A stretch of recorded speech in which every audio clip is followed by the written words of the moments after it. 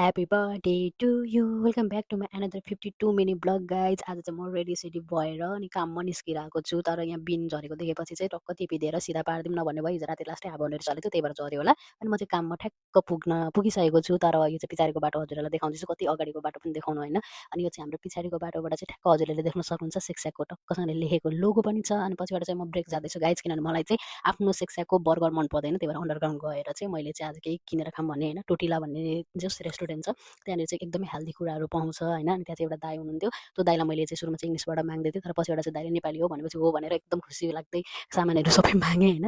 सब veg item हालिदिनु भयो दाइले, धेरै दिनुभयो। अनि मैले लिएर चल्देँ, अनि म चाहिँ आफ्नै सेक्स्याकमै बसेर खान कम्फर्टेबल छु कि।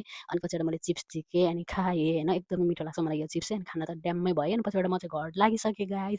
अनि मेरो साथीलाई हेरेको किचनमा के गर्दैछ भनेको यत्रो लड्डु जत्रो केक बोकेर आएको थिएँ होइन। मैले चाहिँ केक अर्डर गरेको थिएँ, अनि केक लिएर चाहिँ टक्क जाँदैछु। कसको बर्थडे भन्ने त हजुरले थाहा पाइसक्नु भएको होला। यो चाहिँ मेरो अफकोर्स मेरो साथी रुममेटको बर्थडे। अनि उसलाई चाहिँ सरप्राइज दिएको, उसको चाहिँ जुठो परेर उसले क्यान्डल स्यान्डल टिकाहरू लाउनु हुँदैन थियो, त्यही भएर हामीले चाहिँ पालो पिलो घरको मेम्बरहरू सबैजना मिलेर उसलाई टिका सिका लगाइदिउँ। र मैले चाहिँ उसलाई गिफ्ट दिने पालो आयो। अनि मैले चाहिँ बस त्यहाँ भनेर बसाएर अनि उसलाई मैले एयरपोर्ट गिफ्ट दिएको। केटी त डङ्ग खुसी भएर केही थिएन कि ओ माई गड कतिखेर किन्नुपर्छ थाहा भयो भन्दै थिएँ। अनि अब सरप्राइज भनेको कहाँ भनेर दिँदैन। अनि कति खुसी भयो कि यसको मोबाइलसँग मिल्यो अरे, कलर मिल्यो भनेर एकदमै खुसी भएँ। आज हामीहरू यसरी नै दिन बित्यो गाइस।